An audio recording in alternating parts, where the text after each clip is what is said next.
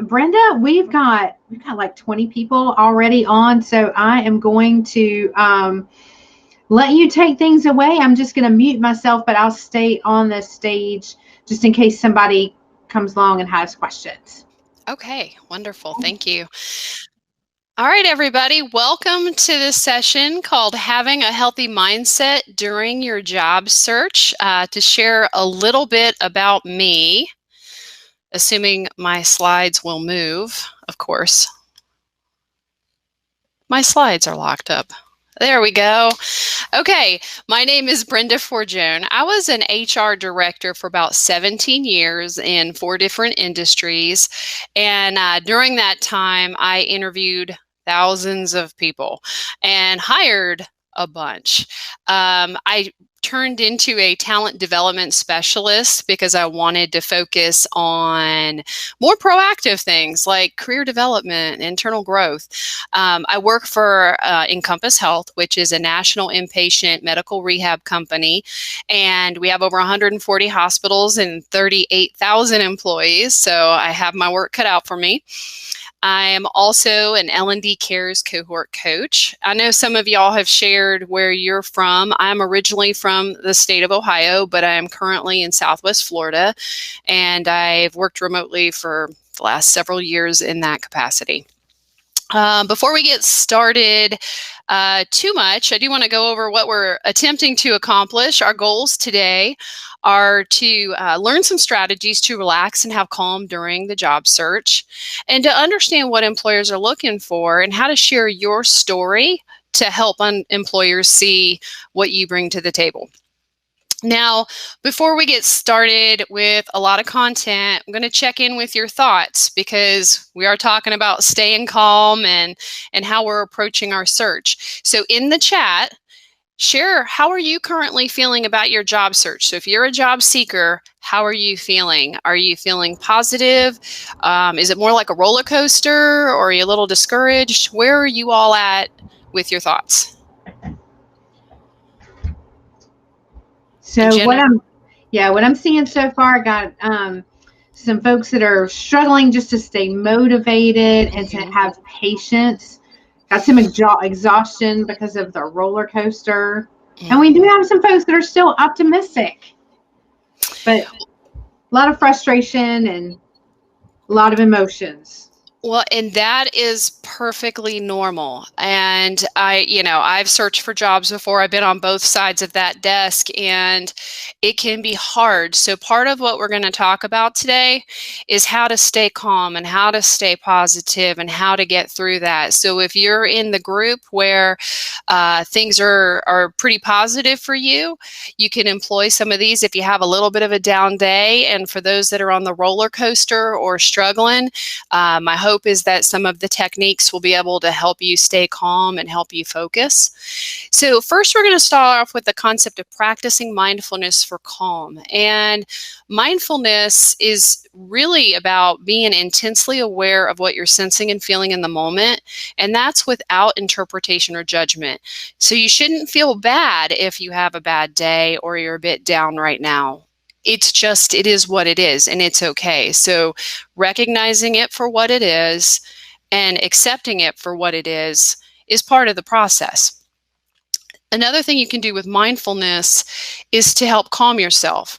So I get anxiety sometimes, like if I'm going to take a big test. And what I do is I feel the feelings, I'm aware. And then I say, okay, I'm feeling anxious. What am I going to do about it now? So I then focus on breathing. I like to use the practice myself where I breathe in for 5 seconds, I breathe out for 5 seconds, and I close my eyes. And at first I'm doing it kind of quick, but towards the end I'm slowing it down. I'm breathing in through my nose and out through my mouth. I'll do that for a couple minutes and I'll feel better. Another practice you can try is guided imagery. And there's a couple ways to approach this. One is, think of your happy space. So for me, that might be the beach. And I can close my eyes and envision, being at the beach with my toes in the sand and looking for shells and then going for a swim. Your happy place might be the mountains, or it might be in your hammock in the backyard, or it might be skiing, or whatever that is. Using some guided imagery can also help break the cycle of stress and help calm. There's other practices out there too, in terms of mindfulness and meditation, where people tense muscles and relax them and stuff like that. There's a lot of things you can look for in this space to find something that helps you calm. And there's no one size fits all solution here. So Headspace is a great website where you can get some ideas. They have some free content and they have some member content. You can look for different thought leaders in mindfulness or meditation. One of my favorites is Jay Shetty. He is a former Buddhist monk, and he has left the monastery. He was there like 3 years and realized he wanted to have a different impact on the world. So he is kind of like a guru in this space, and he has videos, he has a book, he does like coaching and leadership things, but he has a lot of open source content that's really, really helpful. And I know on YouTube, once I did the 30 days of meditation with him, just to kind of help my head when I was in an especially stressed part of work. And then you can look on YouTube. You might find that yoga works for you, or other meditation and mindfulness exercises. But the idea is to try and find something that helps you calm when you feel those feelings, or you have that stress, or you're feeling a bit down, to help you kind of level set. Now, once you've done that, then comes, okay, how do I reframe this? How can I look at this a little differently? And sometimes we need help stepping back and looking at things objectively. Sometimes you can do it on your own. So if I'm feeling anxious, I can step back and say, okay, why am I feeling anxious? Okay, how can I view this? But there's times where I cannot do it on my own. So I turn to a positive influence, a friend or a mentor who can help me. And that's what I would recommend. If you're struggling with something, reach out to someone who you know is positive. I have folks in personal life and work life who can help me with this. And I also have people in both of those spaces that are negative Nellies. I know not to call them up when I have a problem, because it's going to get mired in drama or negativity, which is the last thing I need, or commiserating. I don't need that. So I'm going to call up somebody who will shoot me straight or help me see things from a different perspective, to help me step back and look at things a little more objectively. Then I focus on trying to turn my negative thoughts into a positive one. I've got a couple of examples here. Example of, I don't have a job. Woe is me, which is quite a normal thought, right? You can flip the script on that and say, well, this is actually an opportunity to find something I'm going to love. Or time off. I don't know what to do with this time off. I'm bored out of my mind. Well, it's a chance to upskill or spend time with family. I know for me, I used to wake up in the mornings and say, I hate mornings, which is really not the best way to start my day. And I recognized I was doing that, and it did not have a good effect on me. And so I decided to step back, look at that objectively, and replace it with, I'm looking forward to see what the day brings. So with that, let's go to the chat for a second and take a stab at reframing. So I have a sentence or a statement here. I'm just one person in a mountain of resumes. They will never see me. Give an attempt to try and reframe that and make that positive. Try to make it something where it's a positive thought process instead of a negative. So if you could go to the chat and do that, we'll see what you come up with. Yeah, so Jeff says, let's put that resume on the top of the mountain. I love that. Yeah, Amy says, this is my chance to stand out. Yes. And Savita, I hope I'm pronouncing your name correctly. She says, my resume is on the top of that pile. There you go. That is a great way to view it.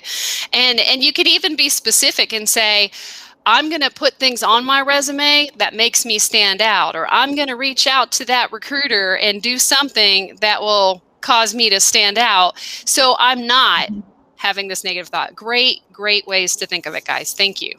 And I love what Wendy said too. She said, I'm going to follow up on my application and network to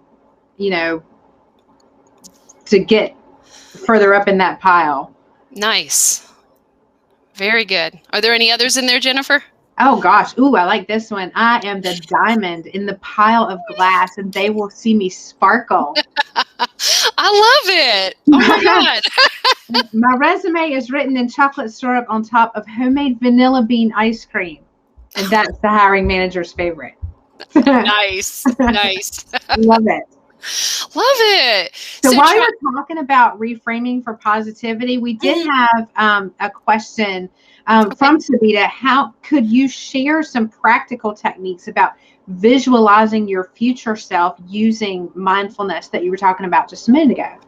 Okay, well, that is a great thing. The guided imagery and visualization, you can, instead of being on the beach or in the mountain or wherever, you can close your eyes and think about, and I'm closing my eyes as I'm doing this, think about what you want to do, how you want to do it. What does that team that you want to work on look like?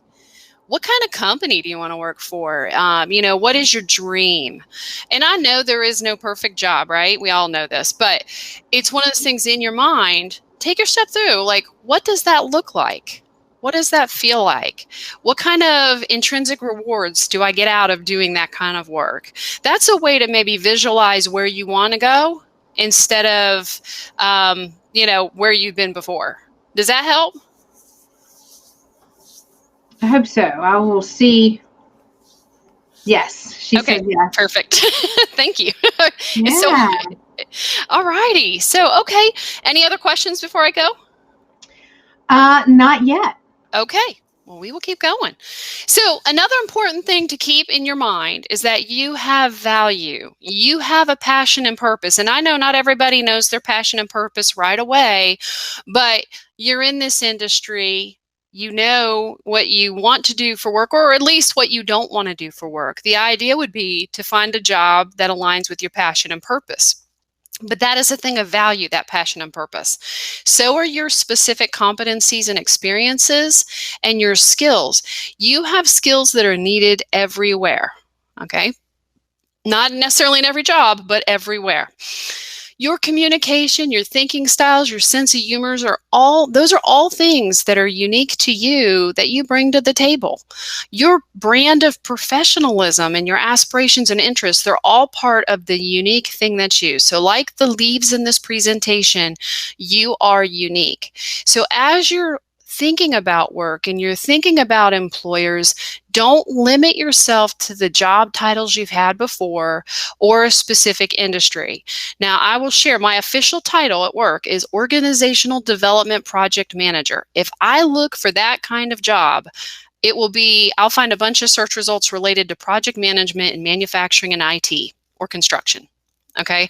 It's not going to help me, but I do career development. I do instructional design. I do online learning. I do talent development, succession planning, those kind of things. So I can keyword search on jobs that have those things in them, or look for a broader category, and that will help me have better search results. So don't put the blinders on and limit yourself to saying, okay, well, I was an instructional designer before, so that's all I can do. Because you have those unique skills. You might be able to grow into something else. Also, from an industry perspective, kind of like my old career in human resources, that's transferable amongst industries, and so is what you do. And I know sometimes you'll see postings that say, we strongly prefer someone who has healthcare experience or this or that, but your guys' skills transcend industry, and you learned the industry that you were just in, you can learn a new industry. So when you are approaching somebody who has that in a posting or whatever, you can position yourself to say, while I know you're ideally searching this, my skills transcend industry and I can learn what you do. And in fact, I've checked out this, industry blog and I've researched your industry and I'm really interested in it. So that's where you can kind of overcome that bridge. But search for the job that you want that uses your skills and not just what you happened to do before or just your title. Okay, so what do employers want? And this is based on all those years of interviewing. Employers as a whole want someone who helps them meet their goals, whether they're nonprofit or for-profit, whatever. They have goals, they need help. They want someone who has the skills needed in a particular role. They also want people who can be a high performer in their environment, whether that's something super structured like banking or healthcare, or something that's more casual like startups or tech. They also want someone who'll be part of the team for as long as needed, whether that's a contract gig or a long-term placement. They're hoping you stay for years. That's what they're looking for. They also want someone who's going to be motivated and engaged in work and manages stress and conflict in a healthy way. Now, if you notice, the top 2 bullets are technical things. The bottom 4 are more soft skill things. We'll talk a little bit on the next slide about how to cover that and how to think about that. But this is a very broad stroke on what employers want. Now, how can we find out the specifics? Company websites and job descriptions and blogs and making those LinkedIn connections and checking out the Glassdoor reviews. That can tell you a lot about what an employer is looking for and what's important to them. But as I mentioned, we have these 4 bottom bullets that are more soft skills. Another thing that employers are looking for is emotional intelligence at work. And emotional intelligence is being aware of and control and being able to express your emotions and handle interpersonal relationships in a professional, empathetic way. There's a lot of different models out there. There's a lot of different books.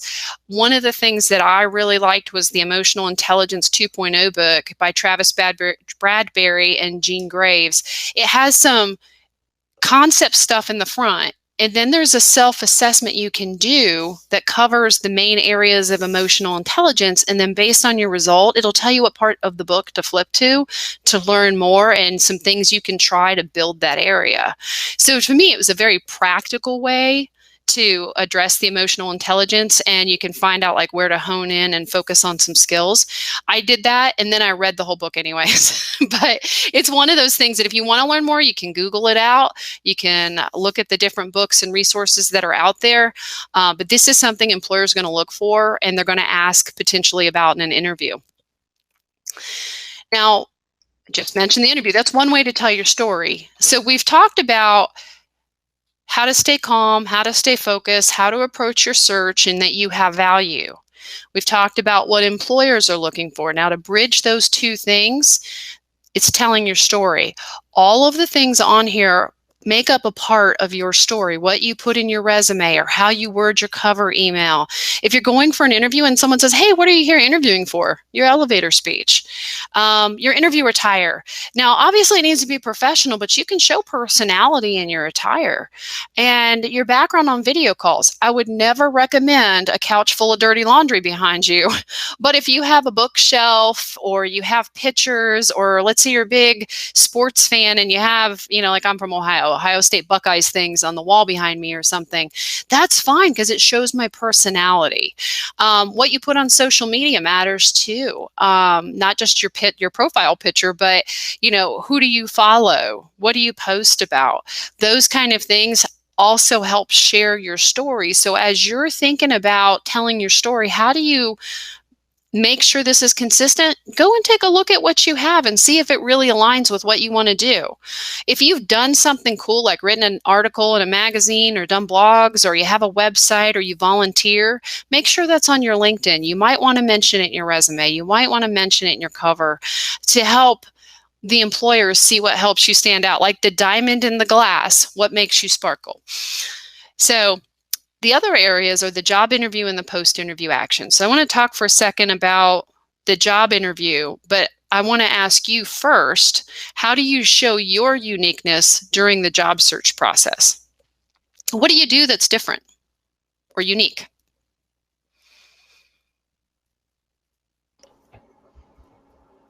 While we wait for some comments to come in chat, I absolutely love this slide. I love all the ways, even those really subtle ways that you've mentioned. You can, just the background in your video calls, your interview attire. So thankfully, my pile of clean clothes is in front of me, so nobody can see them. Yes. Yeah.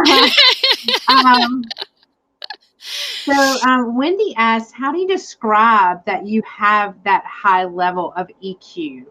Do you give examples? How do you give examples? Well, I think part of that is, like part of it's through what you share on social media in terms of motivational quotes or, the professionalism you're showing there in general.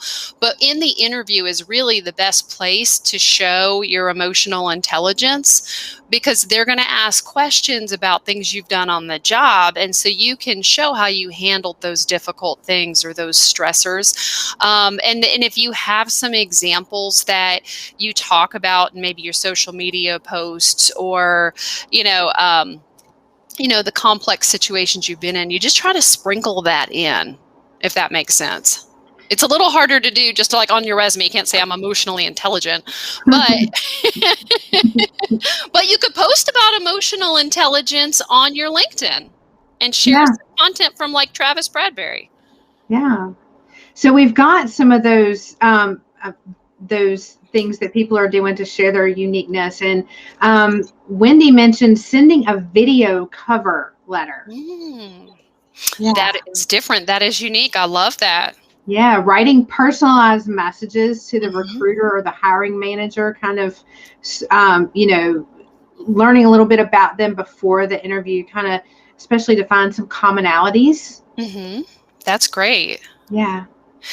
Well, and I know that like I've done some blog things for work and I put them on my LinkedIn. So yeah, you may not want to know about rehab nursing tech career opportunities, but they're there. And so people can see like the voice that I use when I write and things like that. So there's different things you can sprinkle in. If you have a website and you have, let's say, a portfolio of your work, maybe you can link to that in your resume or in your cover as well.